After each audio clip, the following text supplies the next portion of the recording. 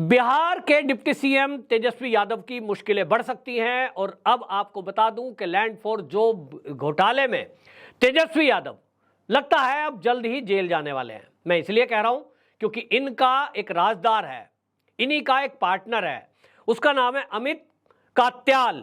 ये अमित कात्याल को ईडी ने गिरफ्तार किया है। इधर सब दिवाली में मस्त हैं, दिवाली की शोर शराबा है, लेकिन इसी बीच ईडी ने काम कर दिया।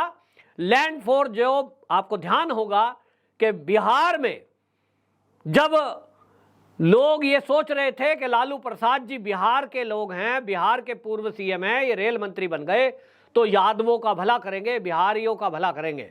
रेल मंत्री बन गए तो लोगों को लगा बच्चों की नौकरी लग जाएगी, लोगों ने अप्लाई किया, लेकिन नौकरी लग रही थी रिश्वत से। जब कुछ जानने वाले लोग जिनकी पहुंच थोड़ी थी लालू जी तक, वहां तक पहुंचे, भाई हमारे बेटे ने एग्जाम देना है, रेलवे में भर्ती निकली है, तो बोला भाई पैसे लगेंगे। लोग बताते हैं, गवाहों ने गवाही दी है सीबीआई में, उन्होंने कहा कि जब हमने कहा साहब पैसे नहीं है तो उनको कह दिया गया जमीन है। बोला साहब जमीन तो है थोड़ी बहुत। बोला जमीन नाम लिख दो। किसके नाम लिखें? A to Z किसी कार्यकर्ता को पकड़ा, बोला इसके साथ चले जाओ, इसके नाम लिख दो। उससे बाद में वो वापस ले लिया। अब इस मामले में जो प्रॉपर्टी बनाई वो करोड़ों रुपए की प्रॉपर्टी बनाई और उस पैसे को कन्वर्ट करने के लिए भी खेल कर दिया। अपने यारों दोस्तों की जो कंपनियां थी, तेजस्वी यादव के मित्रों की, जान पहचान वालों की, उसके जरिए घोटाला किया। और दिल्ली का न्यू फ्रेंड्स कॉलोनी वाला जो बंगला है, जिसकी लेकर चर्चा हुई थी कि मात्र 5 लाख रुपए की उसकी कीमत दिखाई गई, जबकि आज की डेट में उसकी कीमत तो 150 करोड़ है। जिस समय वो रजिस्ट्री हुई है उस समय भी उसकी कीमत 50 करोड़ थी। अब 50 करोड़ को 5 लाख दिखाना, ये कलाकारी की गई। स्टाम्प ड्यूटी भी चोरी किया गया। घोटाले को छुपाने के लिए कीमत भी कम दिखाई गई, जो दोनों अपराध है। तेजस्वी यादव से इस मामले में पूछताछ हो चुकी है। न्यू फ्रेंड्स कॉलोनी वाले बंगले में रेड हो चुकी है। अब उस मामले में जो खुलकर के चीज आई कि अमित जो कात्याल है, ये एक कंपनी का डायरेक्टर रहा है, एक info system private limited company. अब उसका आज प्रमोटर है, कभी डायरेक्टर था। इसके जरिए ये बंगला न्यू फ्रेंड्स कॉलोनी वाला खरीदा गया, जो ये कीमत वाली बात है। पैसा किसका लगा? यादव परिवार का। तेजस्वी यादव का पैसा है, तेजस्वी यादव के नाम वो बंगला है, लेकिन उसमें बिचौलिया कौन है, पेमेंट देने वाला कौन है? वो है अमित कात्याल। और इसलिए अमित कात्याल रडार पर आया ईडी के। आपने देखा होगा पिछले दिनों कार्रवाई चली थी, लेकिन थोड़ा ठंडे बस्ते में चली गई, तो इन सबको लगा अब तो मामला खत्म हो गया। सीबीआई ने कुछ मामले में इनको छूट दे दी है। आईआरसीटीसी घोटाला चल रहा है, उसमें इनको उपस्थित होने से छूट मिल गई। तो अब ईडी एक्टिव हुई है, तो अब समझ लीजिए कि जब इससे पूछा जाएगा कि अमित भाई बताओ ये पैसा किसका था, तो या तो अमित जेल में रहेगा, मत बताए, कह दे जी मेरा ही था, तो फिर तो ईडी ने पकड़ ही रखा है, गए आप लंबे। यदि सच बताते हैं, अमित कात्याल ने यदि सच बताया, तो वो तो सच बताएगा तो निश्चित रूप से पैसा किसका है।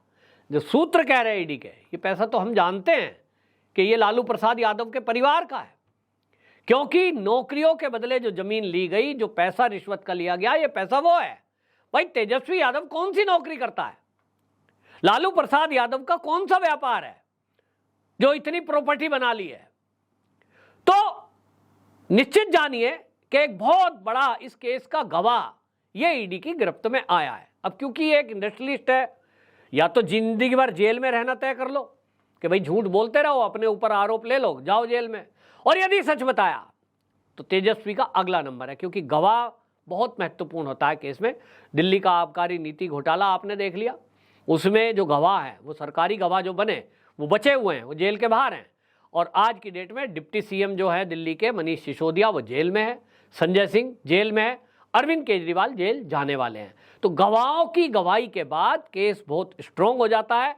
गवाहों को माफी भी मिल जाती है कोर्ट से, क्योंकि सरकारी गवाह यदि कोई बना तो ये माना जाता है कि उसको अपनी गलती का एहसास है, कभी उसने स्वार्थ में, लालच में, या ये भी हो सकता है कि लालू प्रसाद के दबाव में उस तरह से वो घोटाला घपला कर दिया।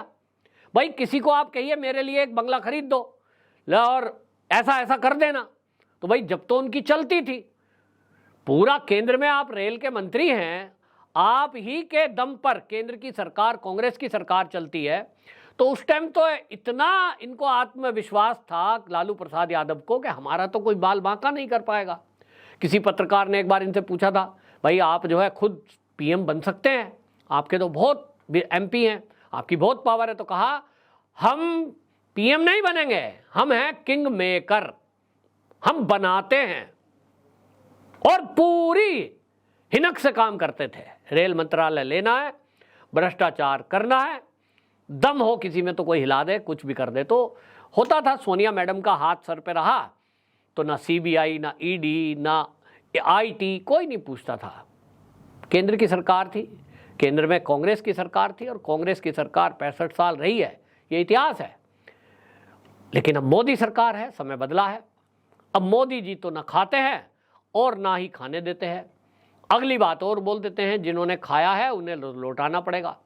तो लालू जी कर गए हजम, कुछ तो खाकर, लेकिन कुछ प्रॉपर्टी के रूप में है। अब वो पिछले दिनों आपको याद होगा जब ईडी की रेड पड़ी थी, पूरा बंडल मिला था जिसमें रजिस्ट्रियां थी। तो अब उनको स्टडी किया जा रहा है, लंबा काम है कि कौन सी जमीन कहाँ है, किस व्यक्ति ने दी, किन हालात में दी, कितने पैसे लिए। अब जो दिखाया हुआ है गिफ्ट डीड, वो गिफ्ट डीड का क्या है, बहुत लंबा चौड़ा हिसाब किताब होता है। और ये नेताओं की पहुंच आज भी बहुत है, इनके पास बड़े बड़े वकील खड़ा करने के लिए पैसा बहुत है। तो इसलिए ईडी पहले पूरा होमवर्क करती है ताकि कोर्ट में जब इनको प्रस्तुत किया जाए तो वहां इनके खिलाफ पुख्ता सबूत वो पेश कर सके ताकि इनको राहत ना मिले। अभी आपको एक और बात बताता हूं, जिससे मैंने शुरू में जो कहा कि तेजस्वी यादव की मुसीबतें बढ़ने वाली हैं, वो जेल जाने वाला है। ये मैं इसलिए भी कह रहा हूं क्योंकि अभी हाल ही में सुप्रीम कोर्ट ने निचली अदालतों के लिए गाइडलाइन जारी कर दी है, और ये लिख कर दिया है कि एमपी एमएलए के मामले में अब डे बाय डे हियरिंग होगी। निचली अदालत अगली तारीख देने में अपनी मनमर्जी नहीं कर सकती, उस पर लंबी डेट नहीं दी जाएगी। और दूसरी बात, सबसे महत्वपूर्ण बात, कि जब एजेंसियां उनको पकड़ती हैं तो उस पर जमानत नहीं देनी है कि कोई निचली अदालत ने जेल भेजा, हाईकोर्ट आ गया, हाईकोर्ट ने जाते ही जमानत दे दी। ये अब नहीं होगा। जब सुप्रीम कोर्ट की गाइडलाइन है, ये एक पीआईएल डाली गई थी, अश्वनी उपाध्याय सुप्रीम कोर्ट के जाने माने वकील हैं, उनके द्वारा, और उन्होंने कहा था कि जितने भी ये राजनेता हैं, राजनीतिक पार्टी में भी ये कोई पद ना इनके पास होने पाए अगर अपराध सिद्ध होता है। तो इसलिए उनकी पीआईएल थी, पीआईएल पर सुप्रीम कोर्ट में सुनवाई हुई।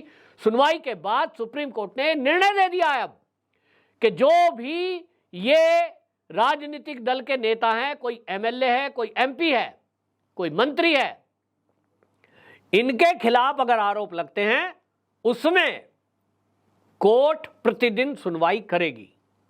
अब जब सुनवाई करेगी और जमानत को भी मना कर दिया है, ये सब फैसले सुप्रीम कोर्ट में होंगे। और सुप्रीम कोर्ट ने खुद के लिए भी गाइडलाइन बना दी है कि 1 साल के अंदर इनके सभी मामले खत्म करने होंगे। अब 20 साल केस नहीं चलेगा। लालू जी को जेल जाने में जितना लंबा समय लगा, तेजस्वी यादव पर अब जो भी केस है, अब इनको निश्चित जानिए कि ना तो इनको जमानत मिलनी है, आसानी से नहीं मिलेगी, और फैसला 1 साल के अंदर होना है। तो इनको 6 महीने तो केस चलते हुए हो ही गया है। अब तत्काल इन पर फैसला होना है, डे बाय डे हियरिंग होगी, जल्द ही फैसला होगा। तो 2-3 केस इनके ऊपर हैं। एक आईआरसीटीसी घोटाला है, उसमें भी फैसला कभी भी आ सकता है। अब ये लैंड फॉर जॉब वाला मामला है, इसमें भी गवाह पकड़ा गया है, तो अब फैसला जल्दी आएगा। निश्चित जानिए कि ये जो 2024 का आने वाला साल है, ये लालू फैमिली के लिए और हर भ्रष्टाचारी के लिए, खास तौर पे नेताओं के लिए बहुत मुश्किल समय आने वाला है। आपकी क्या राय है? कमेंट बॉक्स में जरूर बताएं। वंदे मातरम।